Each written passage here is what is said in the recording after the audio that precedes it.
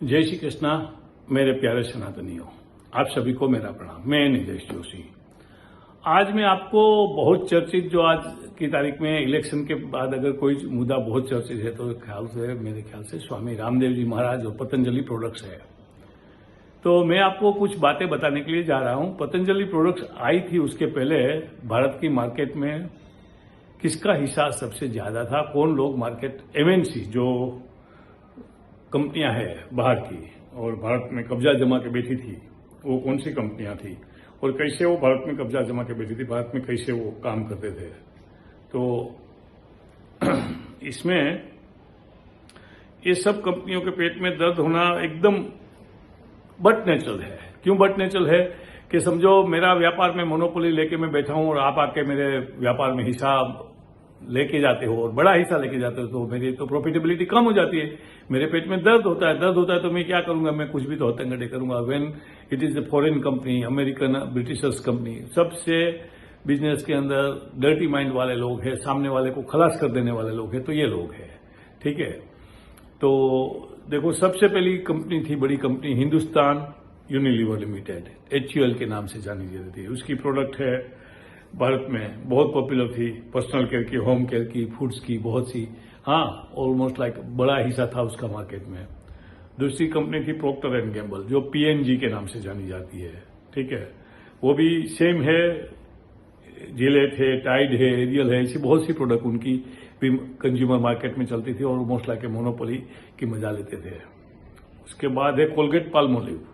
Colgate Palmolive जो हमारे भारत में, तो मैं जब भी छोटा बच्चा था तो टूथपेस्ट हमें नहीं मालूम था बोलना, अरे भाई कोलगेट दे, यानी टूथपेस्ट माने कोलगेट, कोलगेट माने toothpaste, there was no other brand, right. तो इतनी मोनोपोली वाली कंपनियां तो क्या करेगी वो। ठीक है, उसके बाद आई है दूसरी कंपनियां, पेप्सिको एंड कोका कोला। ठीक है, जब भी चौहान साहब जो है बॉम्बे के, उसने उसके सामने थम्स अप वगैरह, वो एक्चुअली क्रेडिट तो देनी चाहिए जॉर्ज फर्नांडिस साहब को, रातों रात उसने इसको पैक कर दिया, दोनों को, पेप्सिको और कोका कोला को।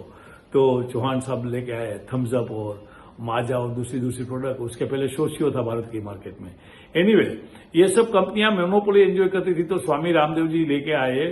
स्वामी रामदेव जी सब प्रोडक्ट लेके आए कंज्यूमर मार्केट में, बराबर। वो अच्छी तरह से उनका मार्केट में हिस्सा बढ़ने लगा, तो ये लोग को पेट में दर्द आने लगा। तो हमारे भारत में तो भारत को खराब करने वाले भारत के एनजीओ ही है। ये एनजीओ सारे के सारे फॉरेन फंड से चलते हैं। फोर्ड फाउंडेशन है, लोकफेलो फाउंडेशन है, फला है, ढिकना है, वो सब चलाते हैं। वो क्या करते हैं, भारत को बर्बाद करते हैं। इधर मैं एक साइड की दूसरी बात भी आपको बताता हूं। मैं दुनिया के 33 कंट्रीज घुमा हूं और दुनिया के दरिया के ऊपर इतना बड़ा डेवलपमेंट हुआ, इतना पियर्स है, इतना ये योट लगाने का है, उसको क्या क्या बोलते हैं, हार्बर बोलते हैं, क्या मुझे तो वर्ड भी नहीं आते हैं, लेकिन मैं जिधर जाता हूं देखता हूं कि दरिया के ऊपर बहुत डेवलपमेंट हुआ है, मतलब राइट ऑन द बैंक। और हमारे भारत में दो शब्द है, CRZ and SRZ। CRZ stand for the central reserve zone, जिसमें 500 मीटर तक आप कोई डेवलपमेंट नहीं कर सकते हो, और SRZ है स्टेट रिजर्व जोन, उसमें 1 किलोमीटर तक कुछ आप डेवलप नहीं कर, यानी भारत का दरिया किनारा कुछ डेवलप हो ही नहीं सकता है। भारत में पियर देखा आपने, एक मद्रास को छोड़ के, अभी बॉम्बे में चौपाटी पे थोड़ा बहुत कुछ बना हुआ है, लेकिन नहीं है। क्यों नहीं है? ये मल्टीनेशनल कंपनियों का इरादा था कि भारत के टूरिस्ट बाहर जाके पैसा खर्च, भारत का डेवलपमेंट, टूरिज्म डेवलपमेंट नहीं होना चाहिए। ये हमारे मुल्क एनजीओ उसके हाथ में खेलते हैं और भारत के विकास में रोड़े डालते हैं। और उसमें खास तो आपको ये अरुंधति रॉय है, वो दूसरी कौन सी थी, एक गुजराती, जो भी नाम है, उसको रातों रात, दिन में जस्टिस साहब ने जलसा अपना रुकवा के उसको क्या दिया था, बेल दिया था। और बाबा आमटे वगैरह, नर्मदा कितने सालों तक रुकाया, क्यों रुकाया? बाहर के पैसे से ये लोग काम करते थे, हाँ, और देश के विकास में रोड़े डालते थे और अपने आप को आदर्शवादी बोलते थे, एनजीओ वाले बोलते थे, फलां बोलते थे। एनीवे, तो स्वामी रामदेव के बारे में बहुत अल्पसंख्यक लोग, अल्प बुद्धि वाले लोग हैं, अल्पसंख्यक है वो भी, लेकिन मजाक उड़ाते हैं, राइट। कटाक्ष के भाव में कुछ भी बोलते हैं, राइट। उसने क्या किया, ये क्या, फलादी क्या। भगवाधारी संत बिजनेस में क्यों आ गया? मतलब क्या ये बिजनेस करना किसी सूट-बूट वाले का ही वो है, या बड़ी पगड़ी पहनने वाला लाला का ही मोनोपोली है? भगवाधारी संत नहीं कर सकते? अरे हमारे भगवाधारी संत ने कितना बड़ा झंडा लहराया। जैसे बेस्ट एग्जाम्पल है हमारे योगी जी महाराज, सबके प्यारे चहीते, हाँ, बुलडोजर बाबा, यूपी को क्या से क्या बना दिया। तो वो तो कोई कपड़े से हिसाब से कोई नक्की नहीं होता है।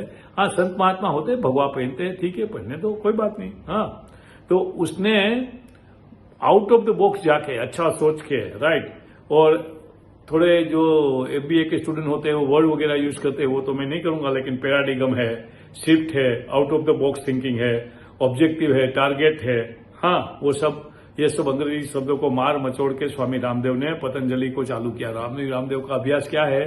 गुरुकुल का अभ्यास है, आयुर्वेद का अभ्यास है। हाँ, उसको राइट लोगों का साथ भी मिला हुआ, अच्छा काम किया हाँ उसने, और वो मार्केट में आया तो फटाफट मार्केट का शेयर आगे बढ़ने लगा उसका। तो ये जो 5 एमएनसी कंपनियां मैंने आपको बताया, उसके पेट में दर्द है।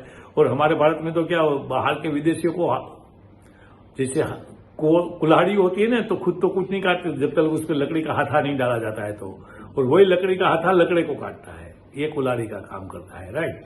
तो कुल्हाड़ी का कुछ भी उपयोग नहीं होता अगर खाली लकड़ी का हाथा उसके अंदर नहीं होता ना। तो हमारे देश में ऐसे लोगों की कमी नहीं है जो भारत के अंदर रह के, भारत के अंदर जन्म लेके भारत के दुश्मन के रूप में काम करते हैं, पैसा बनाते हैं, उसका गुरु एक पैसा ही होता है। एनीवे, तो गुरुकुल के ज्ञान के आधार से स्वामी रामदेव जी ने ये सब किया। ये अंतर्राष्ट्रीय कंपनियों को ठीक नहीं लगा, कोर्ट बोर्ड में केस कर दिए, रॉन्ग एडवर्टाइजमेंट डाला, ऐसा कर दिया, फला कर दिया, ढिकना कर दिया। अच्छा, ये जो विस्की की एडवर्टाइजमेंट करती है जिसमें ये अजय देवगन वगैरह आते हैं, वो क्या सोडा बनाते हैं? बेक पाइपर सोडा के ऑर्डर करते हैं, हाँ, सोडा की एडवर्टाइज करते हैं, तो उसको तो कोई नहीं बोलते। अच्छा, कोई वो जीप की एडवर्टाइजमेंट होती है तो जीप को उड़ती हुई बताते हैं, क्या जीप उड़ सकती है? लेकिन ये उसको तो प्रॉब्लम नहीं है कुछ, हाँ, उसकी एडवर्टाइज के साथ किसी को प्रॉब्लम, लेकिन स्वामी रामदेव की एडवर्टाइज के साथ प्रॉब्लम है कि झूठ मूठ किया जाए। स्वामी रामदेव का तो आभार मानना चाहिए कि जो अभी तक मेड इन इंडिया लिखा जाता था उसकी जगह में स्वामी रामदेव ने मेड इन भारत लिखना चालू किया और हम सब लोग को सिखाया। तो मैं तो स्वामी रामदेव का आभारी हूं, और मैं तो आज की तारीख में भी स्वामी रामदेव की दंत कांति टूथपेस्ट यूज करता हूं। हमेशा मैं ये किधर भी दुनिया में रहूंगा मेरे पास दंत कांति टूथपेस्ट का स्टॉक रहता ही है। और जो क्या है बालों में डालने का कुछ आता है, शैम्पू वगैरह आता है, वो सब स्वामी रामदेव का ही मैं यूज करता हूँ। ठीक है, तो स्वामी रामदेव का उपास करने से पहले सोचो कि वो आप में से एक भारतीय है, भारतीयों का मस्तक उसने ऊंचा किया हुआ है। एमएनसी के हाथ में मत खेलो, एमएनसी के हथियार मत बनो, एमएनसी के हाथे मत बनो। हाँ, तो बस मेरा ये संदेश है। आपको ये वीडियो कैसा लगा वो मुझे बताइएगा। आप सब देखिए, शेयर करिए, कमेंट करिए। मेरी गलती है तो मुझे पहले बताइए, हाँ, और मेरी चैनल को सब्सक्राइब करिए। ये चैनल एक्चुअली बोलने में मेरी है, लेकिन है सब आप सब लोग की। आपका खूब खूब धन्यवाद। जय श्री कृष्णा, भारत माता की जय। स्वामी रामदेव को भगवान सुरक्षित रखे।